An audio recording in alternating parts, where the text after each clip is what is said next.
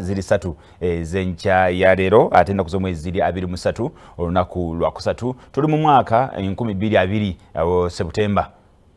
tuli muva mpito 22 mugumu era enteekateeka ku telefine yaffe wano muzuka n'ensonga tukutusako ensonga nyingi nga bwe zitambula naddala mu kkowe eryo ery'ebyobufuzi n'ensonga nga bwe zitambula mu ggwanga naye njagala okwongera okutegeeza nti bannaffe aba Kabaka Foundation era nga begasibwamu ne BBS telefine yaffe CBS ate era ne Ministry y'ebyobulamu wano Bwakabaka bwa Buganda balina enteekateeka okwongera okulaba nti nga tuli mu COVID-19 ono abantu baffe ate ensonga z'ebyobulamu basigala bazirowoozaako era ennaku z'omwezi zigenda kubeera 2 paka ng'ennaku z'omwezi 24 2 tugenda kuba tuli mu nteekateeka y'okuddamu ate okugema abantu obulwadde bwa hepatitis B okebera abantu obulwadde obwa mukenenya ate era n'ensonga y'okugaba omusaayi egenda okulemberamu olw'ensonga nti kati omusaayi gwabbula abaana b'amasomero batera nnyo ogaba omusaayi ne kakati tebali ku ssomero kati embeera eyo nti amalwaliro gonna galina ekizibu ky'omusaayi so ne bagamba nti bagenda kwegattira wamu okulaba nti bagaba omusaayi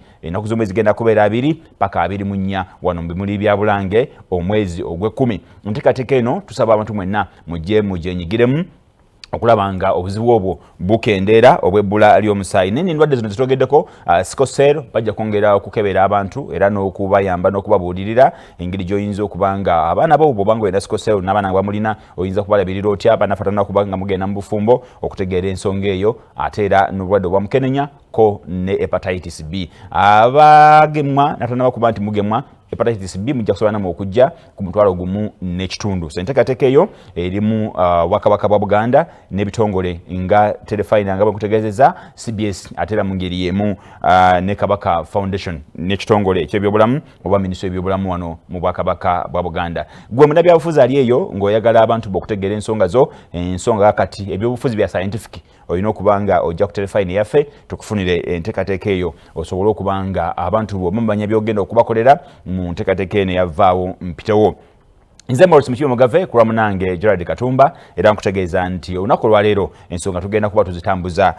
ne omukyaala Winnie Kizza. Winnie Kizza abadde mubaka wa Parliament nga akiikirira abakyala mu district y'e Kasese amaze mu Parliament ebbanga eriwera era y'omu ku bakyala abadde ab'amaanyi weewaawo ku ssaawa eno kati ali mu kibiina ekya ANT nga yalangira mu butongole nti yanyuka ebyobufuzi ebyokulonda tagenda kwetaba butereevu mu nsonga eyo naye ebyobufuzi akyabirimu naye ebyokwesimbawo yagamba nti akagire nga awumuddemu era ng'ali mu kibiina ekya Mugisha Muntu mwakakalabiza emirimu gye olunaku olwaleero tugenda kwogera ku nsonga nyingi nga bw'omanyi ebigenda mu maaso mu byobufuzi abantu babitunulira mu ngeri ey'enjawulo buli kimu kitegeeza kirala nenjagala ensonga eno olunaku olwaleero tubeere nga tugigusa naye era asigala ku telefine yaffe obeere nga ogoberera bulungi njagala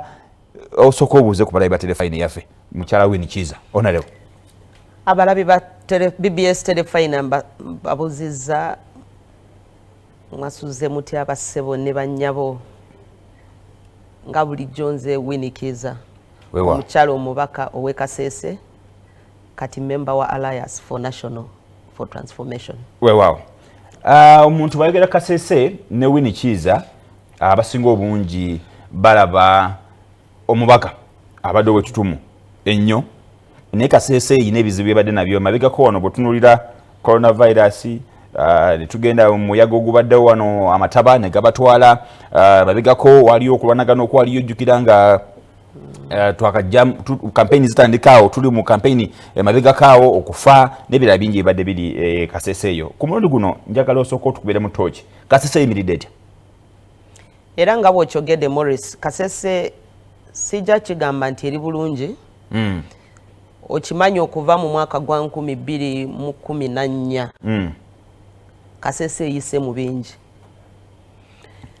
twasooka ne killings ez'abantu abatiddwa ebigando ne tuvaawo 2016 walaba obutabanguko bwalabike Kasese eyo naddala nga tusokera ku polling ku tally center okugenda kulangirira kalulu kaffe abantu bali bakubiddwa amasasi abamu ne bafa ne tuvaawo mu November y'omwaka gwe gumu zali nnaku 26 omwezi ogwa November 2016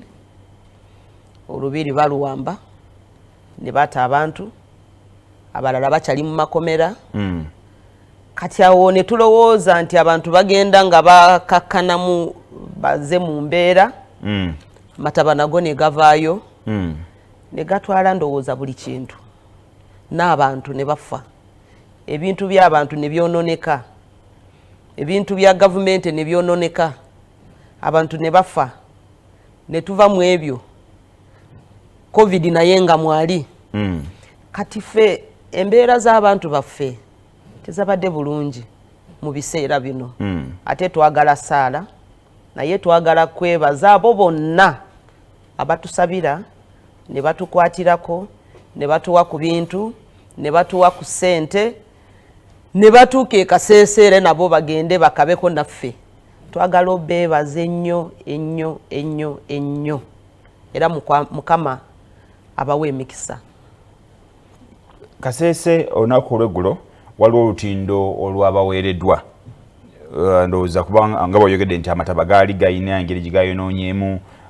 amakubo ng'abantu basobola kucrossinga kuva ku sayidi emu genda ku sayidi endala olutindo luno gavumenti yalubawadde? Nedda ssebo abatuwadde olutindo be ba Bridges to Prosperity, it's a non-government organization ezimba entindo naye these are foot bridges mpozi gundi abantu bayinza agikozesa ababoda bayinza agikozesa naye balina entindo ng'esatu ze bagenda atuwa mu district kati olumulu olwo lwe tutongozeza ku Kyabayenze bridge twagala beebaza aba Bridges to Prosperity ate tubasuubiza nti olutindo tugenda dukozesa lujja kuyamba abantu baffe tukyasaba gavumenti ti gavumenti ekole ekyamanyi ennyo okulaba nti ekola master plan rebuilding Kasese kubanga we tuli entindo zagenda amasomero ne gagenda wadde bagambye nti abaana baddeyo ku masomero naddala ba P7 waliwo amasomero wotagenda kusanga abaana simanya aga amasomero tunakola tutya waliwo essomero ly'Ebikone lyonna lyagenda essomero ly'e Bulembya lyagenda lyonna toyinza kusanga nti wano we wali ekibiina nedda mu Kirembe Valley waliwo bridges ze bali bakozesa era nazo zagenda tezinakolebwa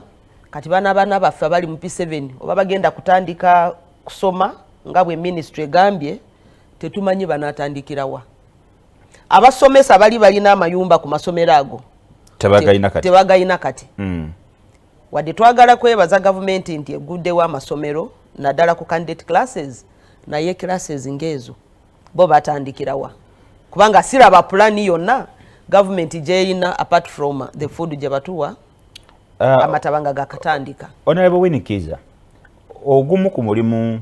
omubaka wa parliament gwakola asakira abantu be. Yes, ebo. Era ababaka abasinze okukola obulungi babadde basakira abantu baabwe mu nsonga ezitali zimu. Nakulabako ng'osaba obuyambi mu bantu ab'enjawulo okusobola okulaba nti odduukirira era wafunako n'obuyambi okuva mu NUP okusobola okulaba nti abantu bo bafuna obuyambi obw'enjawulo. Kati ate mu kiseera kino Kasese lwe kwetaagira ddala okusobola okusigala ng'obasakira ng'obayamba ate obavuddemu buvi ogambye nti ebyobufuzi ebyokunnonda oba ng'omubaka wa parliament Kasese mbivuddemu abantu obalekeddaani wasazeewo Kasese eddebuzima bega nga talina agenda kugisakira watidde buti kiki? Sebo luno olugendo nalutandikanga nakatandika kalulu ak'esizoni eno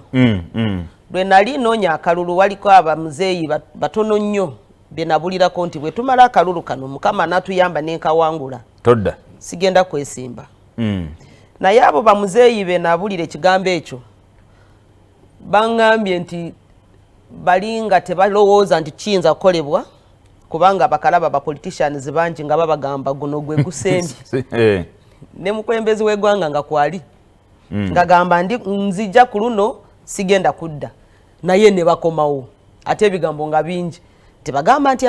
tugira tulindako onayinza kubanga alimba abantu kati nze nagenda kuyingira mu kalulu kano nga nkimanyi nti sigenda kudda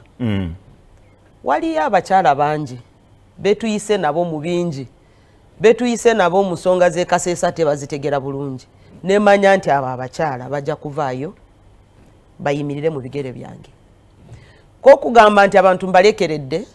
sebo sikubaleka kubanga era nakati njali member waabwe wa parliament mpaka nti Lumei sivudde mu parliament ebanga sidde nnyo eryo banga dene kubanga eyo gundi ye contract ye bali bampadde bampa contract okutuka mu mwaka gwa 2020 mu May kati omuntu bwagamba nti abantu nko balekeredde isebo contract yange badde weddeko lwakubanga nagambye nti sigenda kusikinga renewal ku luno naye abamawulire bo bavayo ne bagamba Winnie quit selective politics yali sabbatical nagamba abantu ate kyali clear nti ku luno sigenda kusikinga re-election as a woman member of parliament for Kasese district naye osobola okujjanga municipality kyali kitegeeza nti nalivuddeyo nenzija nga member wa municipality oba nga president w'eggwanga sikugamba nti nali nkwitinze elective politics ate ekyo ngenda nkinyonyola abantu buli lukya abamawulire bagamba Winnie quiz I said sigenda kusikinga re-election oba sigenda kwesimba mu bululu ku luno nga mubaka omukyaala ekifo ekyo kyewavuddeko ekyo kyenavaako naye okyayinza okulabikira ku kakonga akalala konna ku kyonna naye lwakubanga ku luno season eno sagala kwesimba mu kalulu akaliwo ngenda kunoonya obululu nga bunoonyeza kibiina kyange kya Alliance for National Transformation. Kati tuyingiraawo wali mu FDC era n'obeerako ne leader of opposition in parliament. Yes, ebo. Omulimu gwe nyinza okusuubira nze nti wagukola bulungi oba oli awo ate era mu ngeri y'emu n'ekibiina kye FDC nga oli mpajiruwaga mu kyo mu kaseera woogambira nti nvudde ku bubaka ku kifo ky'omubaka omukyala owa Kasese sijja kuddamu kukyesimbako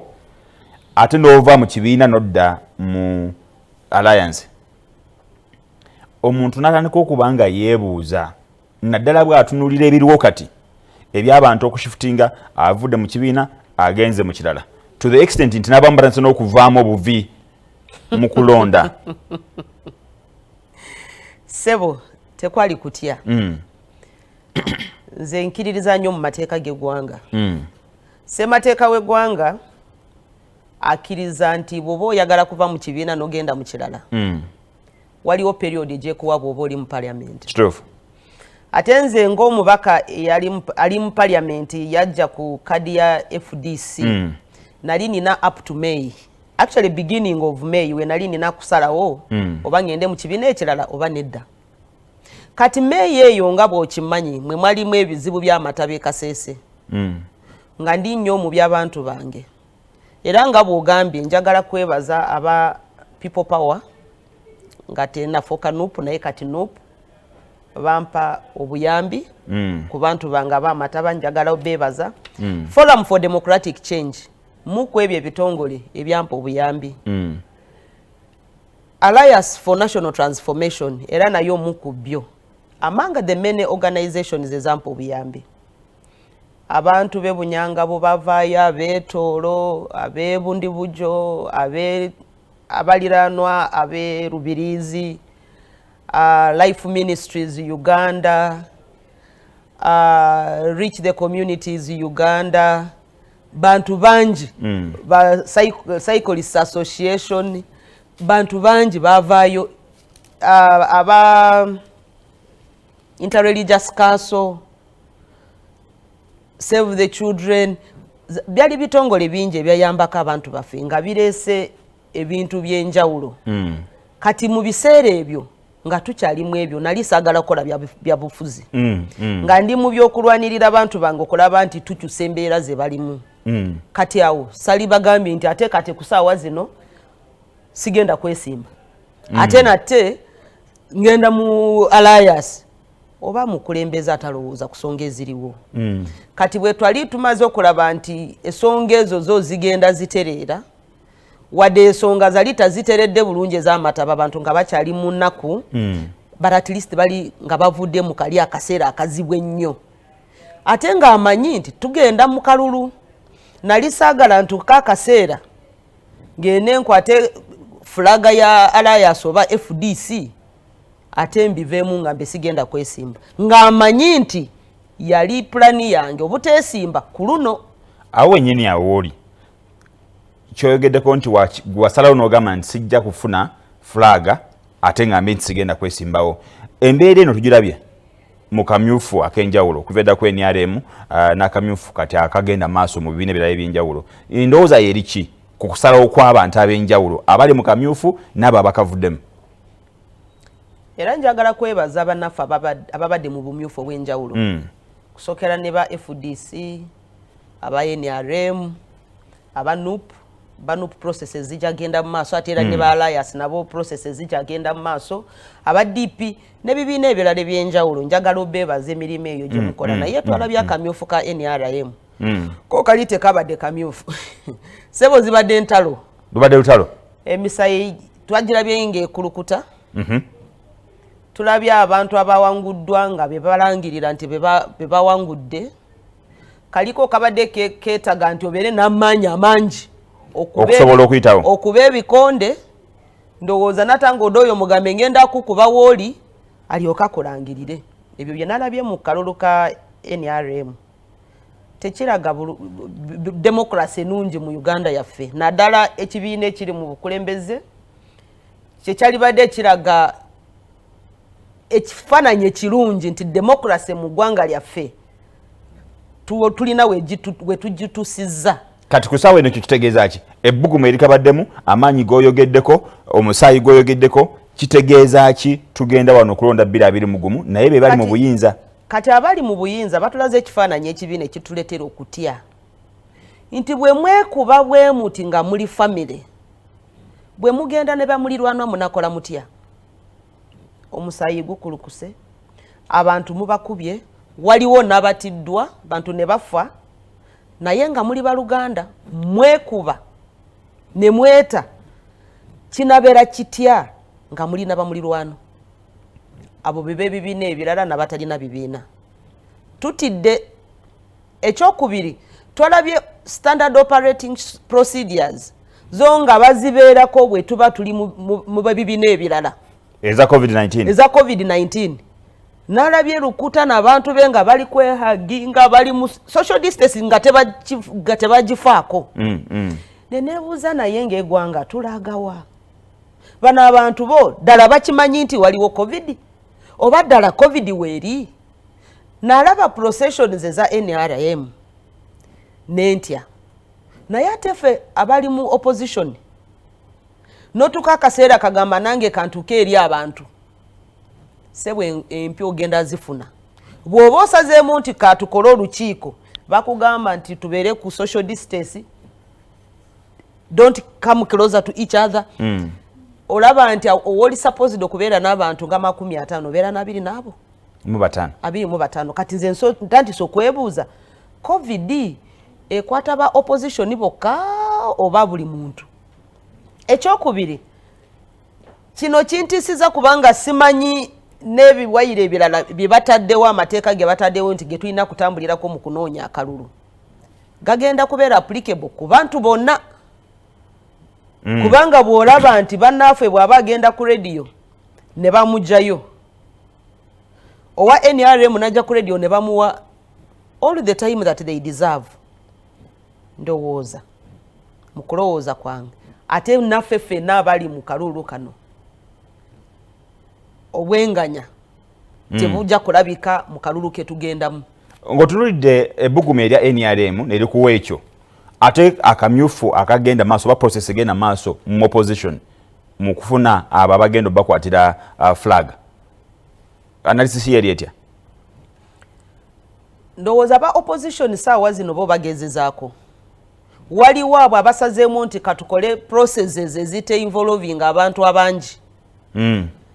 laba aba Alliance for National Transformation balina olukiiko lwabwe olwali baddewo mu mwezi ogw'omunaana ennaku nga 6 babagaana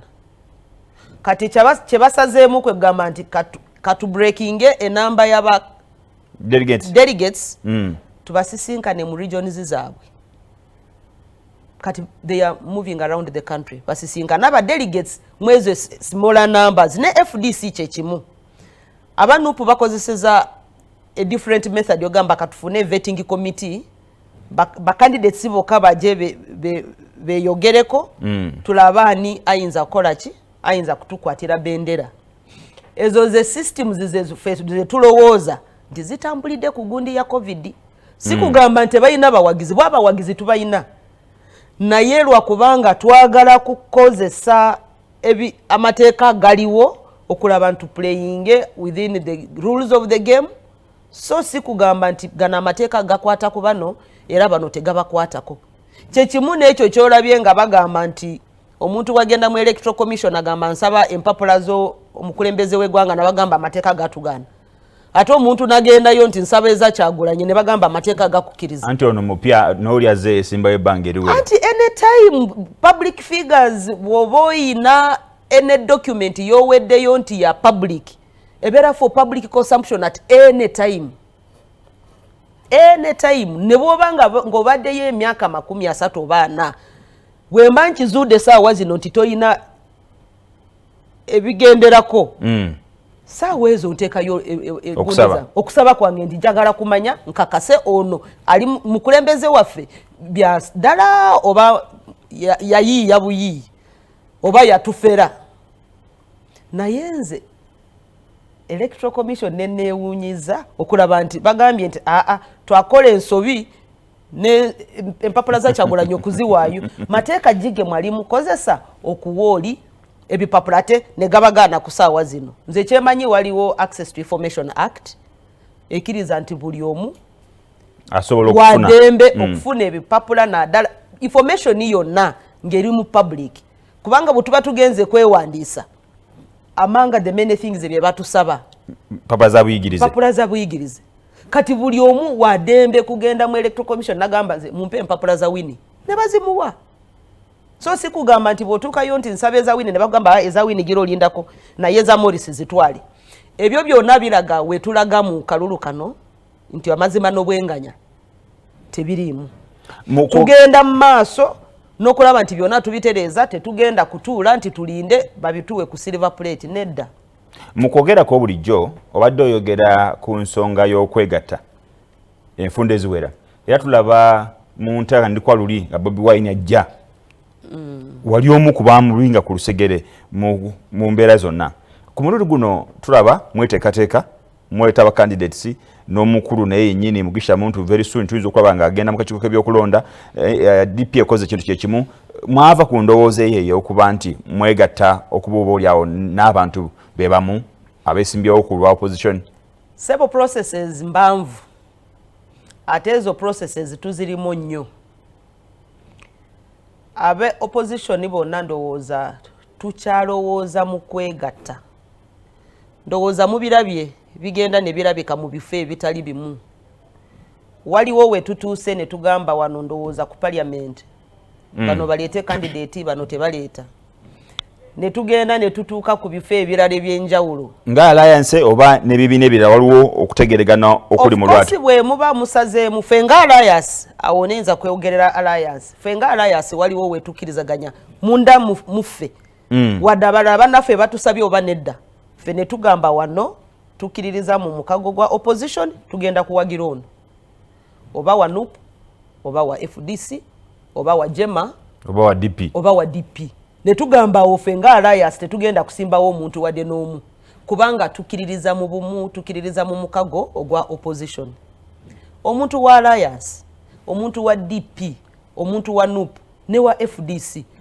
fona tulina egolo yemu okutasa eggwanga lyaffe okumanya nti tulwanisa obuli bw'enguzi tulwanisa abannakyemalira tulwanisa abana abatuyesibyeko ennyo kati kiba kyabulabe okulaba ntugenda twekuba ffe nga alliance tetunakuba muntu yenna in fact tuli committed okulaba nti ffena tukolera awamu ne bwe tubanga tetukkirizaganya mu maybe mu ngeri gye tunasindikamu olugendo luno tuyinza kuba nga tukubira eri bannaffe nabo nga bakubira eno naye nga tumanye nti the ultimate goal etutuusa we tugenda ate era kiba kirungi nti bwe muba mwogera ku mukago ne processes z'ebibiina byaffe tuzoogereko tumanye nti ne bwe tuba tugenze mu mukago ebibiina byaffe birina stability so kiba kirungi nti ne parties nazo tuzikkirize zizimbe ebibiina byabwe FDC ezimbe alliance ezimbe NUP ezimbe ne DP ezimbe tumanye nti bwe tuba tutuusa akaseera kagamba nti nedda ndowooza tufune candidate omu wadde ziba nnaku bbiri nga tugenda mu nomination tujja kuba tukikoze. So abantu abeere n'essuubi nti wali waggulu ku Apex yes tusobola okulaba anti ng'eyina omuntu gwegambye nti ffe tugenze tulina FDC gwereese oba ne DP gwereese oba ne NUP gwereese tukisuubire. Wele ekyo sigenda kyogerako ennyo kati kyemanyi nti processes we ziri tetukuba bannaffe era nabo tebatukuba tetulwana tuli mu byabufuzi okulongoosa eggwanga lyaffe okulaba nti tugenda mu mbeera ennungi nga bwe nkugambye ezo processes tuzoogerako bwe kiba kirabise tekijja tubeera kintu ekikalubiridde okukola oba tekijja tukalubiriza okikola kubanga tulina essuubi tujja kukolera wamu bwe tuba tusookedde eri wansi mu bifo ebyenjawulo nga tukwatagana era waliwo awo we tutakwataganye nga tugamba nti nedda katugeza amanyi gonna nga tumanya nti bonna be tulina miriro bonna bakwata ne tugamba nti wano wonna tuteekewo abantu naye waliwo awalala we tulaba nti wano tulowooza nti owanupu yalina maanyi katumuleke oba wano waliwo ndowooza wa FDC yalina maanyi for example ewaffe ekasese ebifo ebisinga obungi kubanga tumanyi nti FDC yatwala almost 90%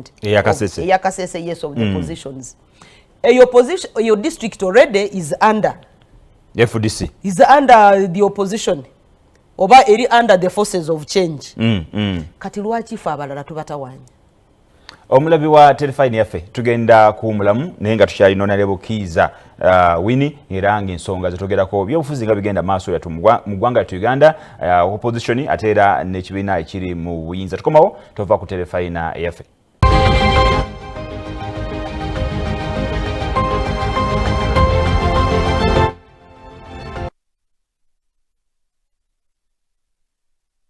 Okimanyi nti osobola okutonera abaagalwa abo Airtel voice bundle yonna gy'oyagala kubwereere. Iye okutona voice bundle kwa bwereere awatali kusasula yadde. Nyiga bunyizi *M00 *2 kati olyoka olondewo ku bundle eya daily eya wiikire eya buli mwezi zaaweze oba night bundle. Yingizaamu nnamba y'essimu eyoyo gw'otonera kati salawo okukozesa airtime oba Airtel money okusindika abaagalwa abo bakuumire ku mukutu ng'obatonera Airtel voice bundle ku bwereere. Airtel, the smartphone network.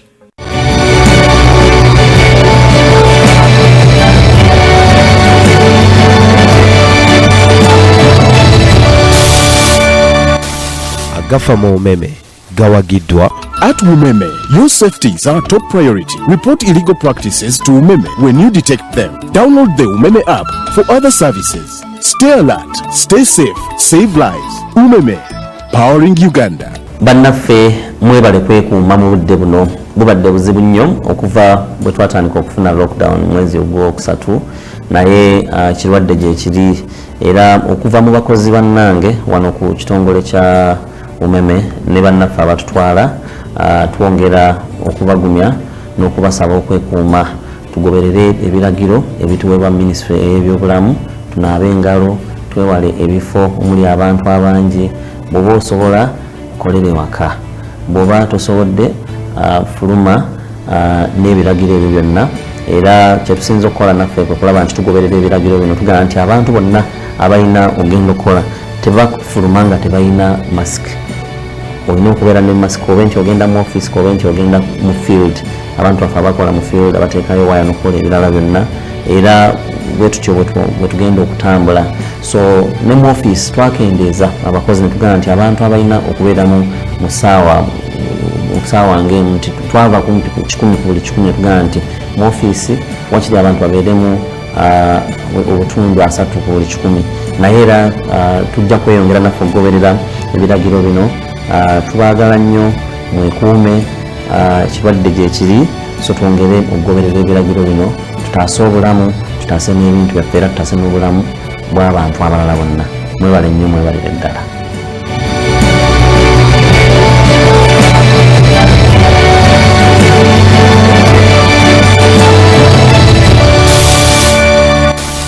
agafa mu umeme gawagiddwa. At Umeme, your safety is our top priority. Report illegal practices to Umeme when you detect them. Download the Umeme app for other services. Stay alert, stay safe, save lives. Umeme,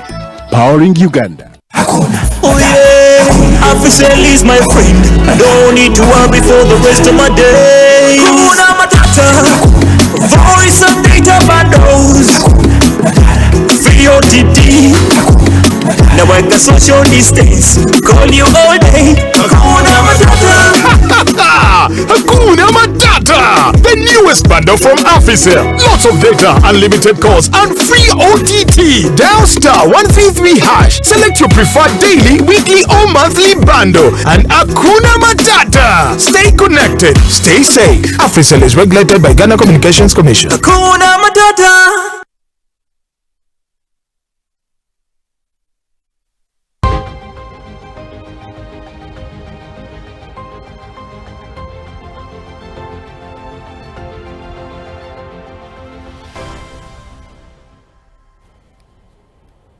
Wewa okyali ku BBS telefayina yaffe ey'obwakabaka bwa Buganda kulisaayo okuva mu kuwummulako n'enkubaza okubanga okyali naffe. Nyongera okujjukiza nti ennaku z'omwezi zigenda kubeera 2 paka 24 omwezi ogw'ekkumi.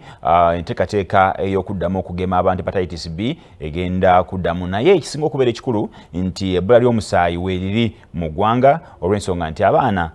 tebali ku masomero ate nga enteekateeka eno ebadde tetambula nnyo n'embeera ya COVID eno nga bw'eyimiridde. Kakatiro obwakabaka bwa Buganda nga buyita mu kitongole kino ekya BBS telefayina yaffe CBS Kabaka Foundation wamu ne Ministry y'ebyobulamu basazeewo okuddamu okuba nti bakola enteekateeka y'okukuŋŋaanya omusaayi ne bannaffe aba Red Cross, era tubasaba nti ennaku z'omwezi 2 paka 24 mujje wano mu bimuli bya Bulange enteekateeka eno ebeerewo tugaba omusaayi ate abantu baffe basobola okubeera abalamu, era n'endwadde endala ziri sikoseera oba nalubiri wajja kubeerawo enteekateeka y'okukebera obutofaali obwo. Abannaffe hepatitis B wajja kubeerawo okukebera ate era n'okugema mu ngeri emu ate n'obulwadde obwamukenenya. Tukusaba nti gwe n'abantu bo ne famire yo bategeeze enteekateeka eno ejja kuba egenda maaso ennaku z'omwezi 24 wano mu bimuli bya Bulange. Honorable Winnie Kizza, njagala katono nnyo ensonga eri mu ddiiro. Olunaku lw'eggulo Honorable Latif yadde akamala okufuna kaadi eya NOP ng'agenda kwesimbawo ku bwa mmeeya, ate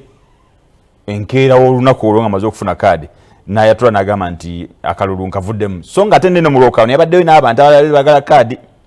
Omuntu ayinza okwebuuza nti opposition eno enteekateeka eno teebe yakutiisa, oba oli awo mwenga bali mu opposition muyinza oba mulina endaba endala ey'ebintu, endaba yeeri etya? Sebo ndowooza kunze mu kulowooza kwange that could be one of the strategies zenkugambye nti waliwo wetulaba ne tugamba nti wano ndowooza strategically tujira to withdrawing our candidate for the greater good of the opposition. Ne tugamba wano ndowooza ono yasaaniddewo kati nga NUP ndowooza mu kulowooza kwange waliwo discussion eyinza kuba nga yagenze behind the curtains ne basalawo nga bwe basazeemu nti katufune candidate waffe banaafa bali mu opposition oba forces of change abali ku ludo oluwabula government saawa zino. Yes. Tulabe nga bwe tutandika okwegatta tusse kimu tulabe we tutuusa olugendo. Ezo zonna strategies and tactics. Kati mu kukwata ebendera ey'ekibiina ne bagamba nti akativaayo, ezo zonna tactics. Babadde bagala kulaga abawagizi baabwe nti yes nk'ekibiina tulina omuntu naye amaanyi gaffe ffenna ndowooza katugateeke ku opposition yenna eriwo. Ndowooza n'enupu ejja kuvaayo etuwe reasons why. Naye nze manyi nti waliwo strategies zetulowooza nti ziri very important. Nakugambye mu kusooka nti waliwo wetulowooza nti wano ndowooza gundi yali strong. Wetulaba nti waliwo ali strong nasinga owaffe gwe tulina oba ku bulungi bwa enkyukakyuka, ku bulungi bwa change, ffe katujjeyo waffe tuwagire omuntu omulala aliyo, tumanye nti ffenna eddoboozi lyaffe libalimu, tuwagire oli tulabe we tumutuusa. mbadde sinayogerako ne banupu ndabe kiki ngabo Luganda bali mu opposition tulabe what is the issue oba kyemanyi nti tuli mu change fenna bayinza kubanga balengedde wala ne bamanya nti bwe tuba twagala change ate ne twekutulamu tuyinza butatuuka wetugenda ndowooza katufune wetufunira a point where fena tukiririze mu kintu ekimu ndowooza tugenda kirabaawo mu maaso. Uganda emaze ebbanga ddene nga teyifuna mukisa mukyala kukulembera ggwanga lino era abantu bangi babadde bogerako ne bannabyabufuzi bangi n'abogera ku byobufuzi batunako Winnie Kizza mabegakaawo nga bagamba nti oba oliawo omukyala nasobola okujja n'agamba nti oba oliawo njagala nange okubeera flag bearer wa party mbe nga nesimbawo okuba president mu anti kiri kitya ojja oba mwabireka temukyayagala abakyala kukulembera kuba abakulembeze ba ggwanga? Wali wayinza kugamba nti abakyala babaleka. Abakyala ndowooza wonna we muli njagala obasaba nti muyingire nnyo by'obufuzi. Kubanga we waba waliwo entegeka yonna eyogera kuffe nga tetuliiwo tujja kuba tetufunamu kubanga tewali agenda twogerera. Yensonga lwaki nsaba abakyala wonna we muli mu bibiina byammwe eby'enjawulo mugende mu by'obufuzi. Wofuna chansi yonna ekuteeka mu bukulembeze nkusaba kwata akakisaako kakozese obuilding capacity. Kyemanyi mu biseera ebitali bya wala nnyo omukyala agenda kubeera president w'eggwanga lino. Mu alliance tukusuubira okusaba flaga. Kizibu kiri nti nayingira alliance nga bamaze okulonda flaga bearer. So processes ezokunoonya flaga bearer we nayingirira ekibiina bali bamaze okulonda naye si kugamba nti nali njagala kubeera flaga bearer ku luno. Nedda sebo ndi mu planning session nti 2026 tuyinza okulaba nga ogisabye. Totia anytime we can come in whether 2026 oba buli kintu kyonna kyetaaga planning. Ebigambo bino tomala gavaayo n'ogamba nzize kwesimba ku bwa president nga teweetegese. Olina kutegeka abantu otegeke ebintu ebyonaakozesa abantu bateeke ku layini kubanga kino ekintu kyetaaga abantu. Ebigambo bino ebyokuwagira abakyala abalala simanyi bwe mbikwata mabega kutulabeka abakyala babiri abazze tulabako ku Kyalya tulaba ku Betty Kamya nga bazze bali ku ballot paper naye support yammwe abakyala abalala towards abakyala abo nga tetambula bulungi tosuubira nti mmwe mwennyini mmwe mwekotogera nga abakyala. Nedda sebo tetwekotogera naye nga bwe nkugambye waliwo sometimes bwe tujja nga tetutegese bannaffe. Bannaffe ne tuba nga tubakute unaware kati baba nga bali mu shock nga balabye omukyala ayeesimbyewo. Yensonga lwaki ngamba bannaffe nti tusooke twekolemu omulimu tubeere kitole. Tumanye nti omukyala bw'aba agenda kwesimba bakyala bane nga amaze obakolamu omulimu abategezezza. Abalala abagala kwesimba tebagala nti baveeyo nti nze candidate w'abakyala. Nsaba abakyala leero ndowooza mu kalulu akajja aka 21 tufune candidate w'abakyala. Naye bwe tufuna candidate nti w'abakyala tekigamba nti tetwagala akalulu kabaami. N'akalulu kabaami tujja kuba tukeetaaga. Twetaaga akalulu ka buli omu mu Uganda yenna naye ng'alaba nti omukyala gwe tusimbyewo era mukyala asobola. Katono nnyo bw'ogamba nti mufune candidate owaffe w'abakyala asobola okubeera nga musajja candidate. Nedda candidate omukyala kuba president si kukana akalulu. Ogamba nti si 2021 si 2021 awo tajja. Simanyi bayinza kujja abakyala bayinza babazze temumu sigamba nti tewagenda kubeerawo omukyala mu kalulu aka 2021 ate bwe bajja ku luno nze mbadde ndowooza nti singa tulaba omukyala tumuwagire naye ekizibu ekiriwo abakyala abangi abatatuteeseteese mu bibiina byaffe nagamba wadde oli mukya NRM oba mukyala yasi oba mukya DP oba NUP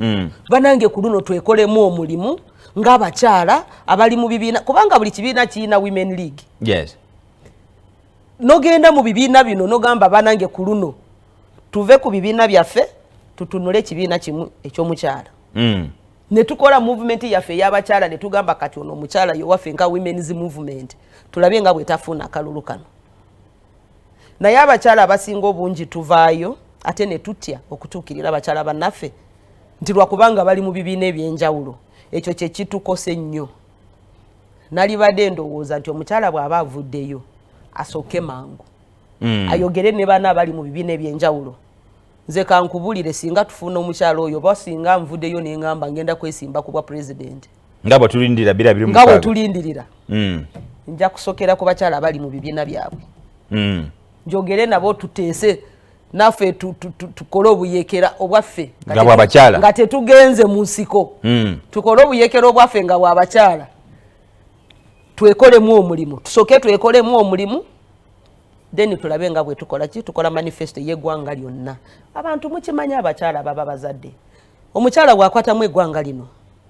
nabeera president mujja kulaba enkyukakyuka. Njaga katonyo tukomewo ensonga ezibadde zigenda maaso mu ggwanga. Waliwo ensonga ya Makerere University. Yes sebo. Twali tuli awo amawulire ne gafuluma ng'eri mu kubengeya mu muliro gukutte Avery Tower kakananga akasolya kagudde. Omuliro ogwo bantu bangi bagwogeddeko mu ngeri enjawulo naye nga gwatunulira ensonga mu ggwanga ly'etu Uganda twagala osooka otuwa ekifaananyi ky'olina ku Makerere University n'omuliro ogwo.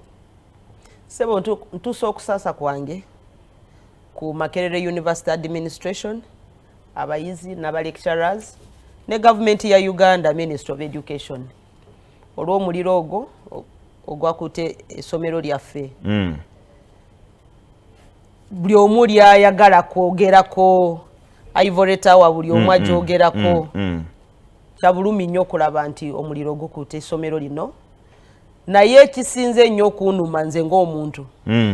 kwe kulaba nti ssomero eddene bwe liti government had no plan ey'okufuna fire equipment okulaba nti bw'erikwata omuliro tuba tuli prepared okutaasa ebizibu bye tuyina mu ggwanga lyaffe tetuli prepared for crises. Buli kintu kyonna tuba twagala tukitwale mu bwaku firefighting kulaba nti tobeera prepared nti in case of anything awali abantu abangi oba okimanyi nti ebintu by'embeera ezo biyinza kulabika ng'abatwalayo amagye waliyo barracks e Makerere naye ne balowooleza mu kutwala amagye mu ssomero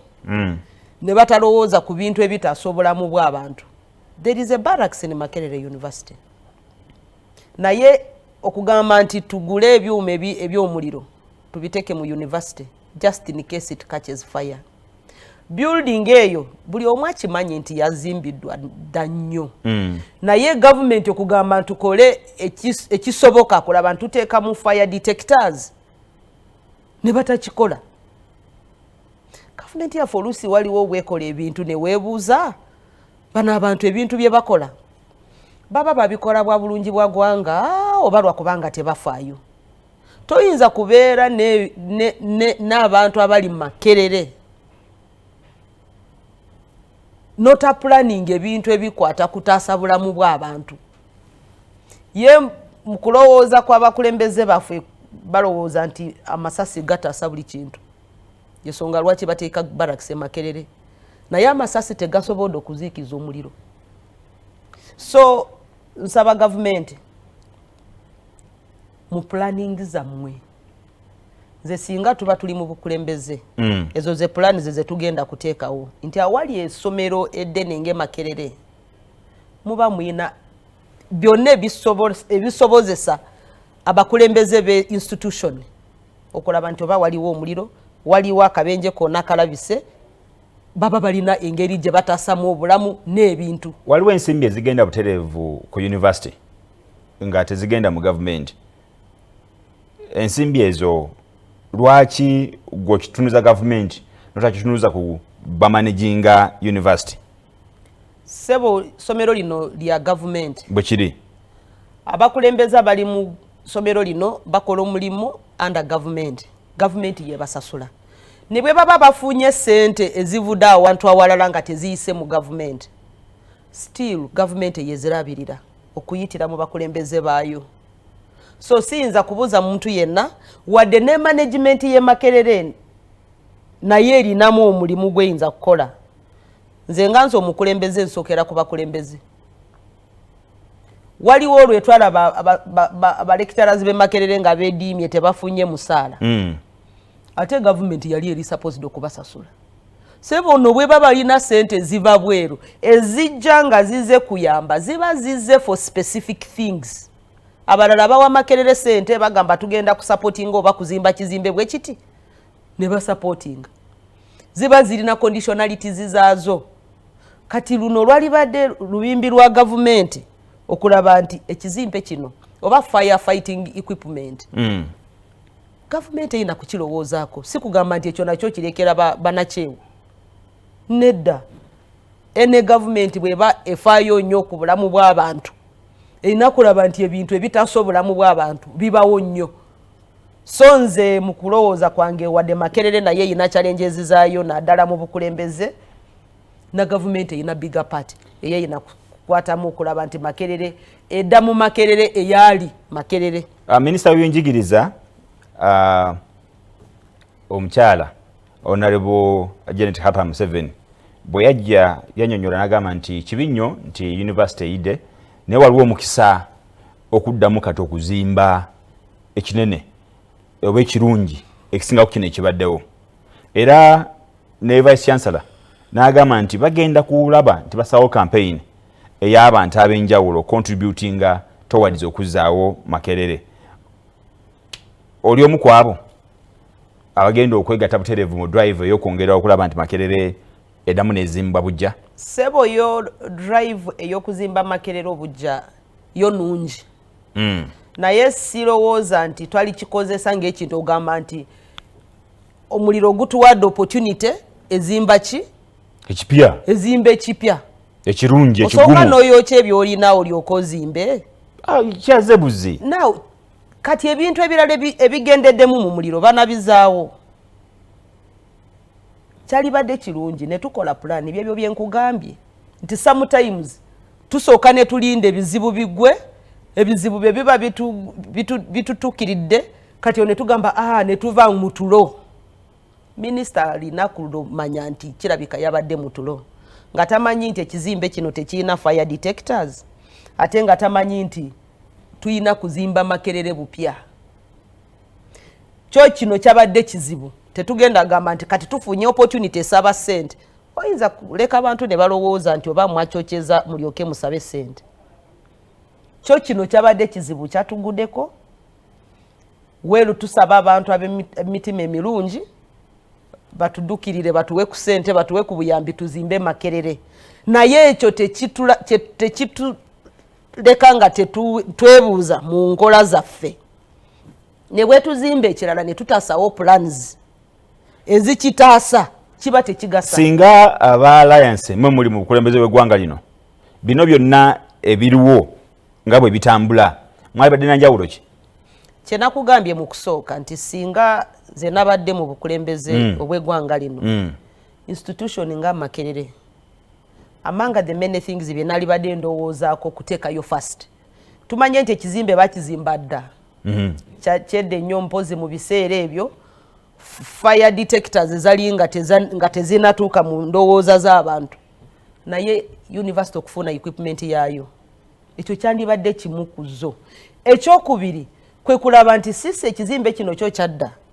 twalibadde twakola nnyo adjustments okusinziira ku biseera ebyetulimu bino nokola adjustments mu kuzimba naye nko-maintaininga the Ivory Tower ne gundi yaayo ne shape yaayo kubanga that is the signature building of Makerere University. Tekikwewuunya sebo baba bagenze kuzimba ekizimbe kino Kaguta ne government ye ne bakikyusa endabika the look ne batamanya nti bwe bakyusa the look they have changed the signature of Makerere kubanga ye programu ye yakujjawo buli kintu kyonna kye yasangawo atekewo bipya babaire nga bagamba kino kintu kya Kaguta tomanya yesonga lwaki Makerere oluusi ekutte omuliro mu ssaawa zino esobola okujja ng'ebirala byonna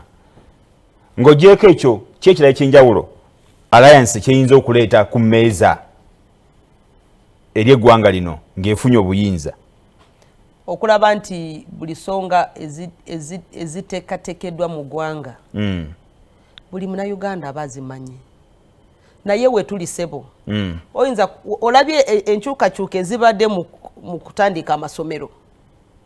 minisita vayo olwaleero nagamba tugenda kugulawo amasomero oli navayo nagamba nedda omulala navayo nagamba ndowooza candidate classes ezigenda kutandika ono nagamba nedda ansazeemu mu kifo ekyokuzigula ennaku 20 tugende mu 15th eyo disorder eri mu administration fabalayas tetuyinza agikiriza kwe kulaba nti institutions za government zonna zikola nga ziri ku lutambi lwe lumu separation of powers nebaawo ate era buli omu ali mu institution ekifa ku institution aba akitegeera ebyo bye bituleetedde obuzibu n'akatabanguko mu ggwanga lyaffe nti bw'otuuka mu institution eno abali mu institution bona information eri mu institution tebagimanyi weewaawo honorable akadde katugenzeeko kigambo kyakisembayo ng'osibula abalabi ba telefayini yaffe balabi ba BBS telefayini mwebale nnyo kubeera ku programu yaffe eno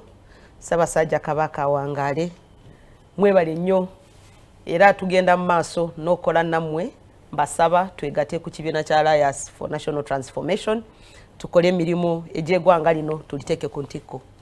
weewaawo tuyanze nnyo tuyanzege Honorable Winnie Kizza era ensonga bw'atyo ye bw'azirabye era bw'azirambise anyongera okujjukiza ennaku zimwe zigenda kubeera 2 paka ennaku zimwe 24 tugenda kubeerawo muli bya Bulange enteekateeka yakugaba musaayi tulina naffe aba Red Cross n'ebitongole by'Obwakabaka BBS CBS ate ne Kabaka Foundation ne Ministry y'ebyobulamu mu Bwakabaka bwa Buganda endwadde ziri endala twazoogerako nti era tugenda kwongera nazo okwongera okubayamba okukebera abantu ate n'okubajjanjaba okuli hepatitis B okuli atera okuli n'obulwadde obwamukenenya hepatitis B jukira nti jjana omutwalo gumu n'ekitundu gwe atandika obutandisi ate naawe era akyali ku doozi oba akyali ku vaccine okubanga ogemebwa enteekateeka eyo ejja kuba egenda mu maaso era nkujukiza telefayini yaffe evaawo mpitawo kampeni ekyatambula sigala nga ojja abantu bakutegeeze engeri gy'ogenda okuwogeramu n'abantu bo ne space nga bw'egenda okubanga ekuweebwa tugenda musobeera mu ddiiro lyo musomesa amaze okutuuka era oluvannyuma puroguramu eno njagala butereevu osigale ng'otulaba obeere nga ogenda musomera mu ddiiro nze Morris Mukibe Mugave ayi Katonda kuuma maaso mogi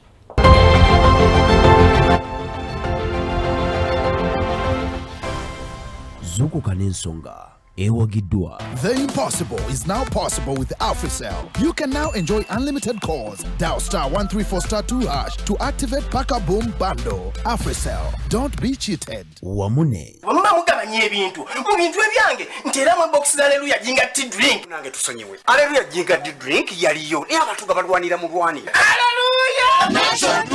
Hallelujah Tamarind Drink ni Hallelujah Jinga Tea Drink. Ekolewa Proficient Mtegu ya Goodrich owa Hallelujah Reflexology Health Solution and Nutrition Center abasangibwa sa Apollo Kagwa Road opposite MBI ne DFCU Bank mu kizimbe cha Bifro House.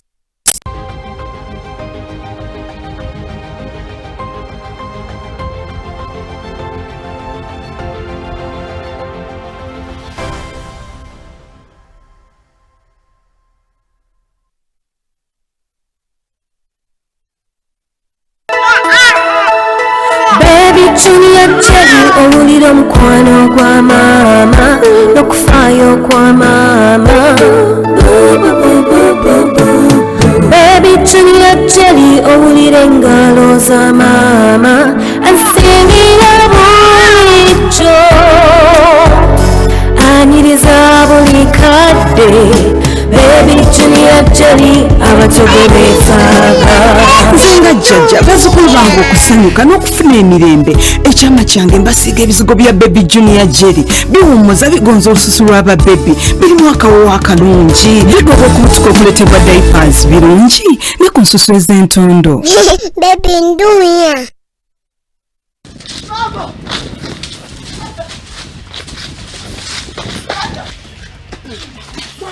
Gigi! Gazemu! Agachi!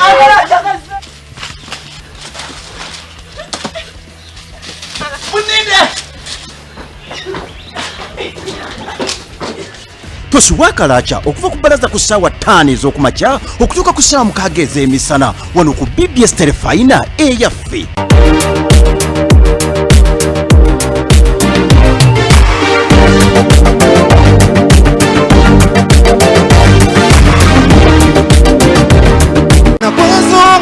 nga tutali amapeera netya maama gwengo kimanyi onyumirwa ennongo ya Uganda katuwulire ennyumba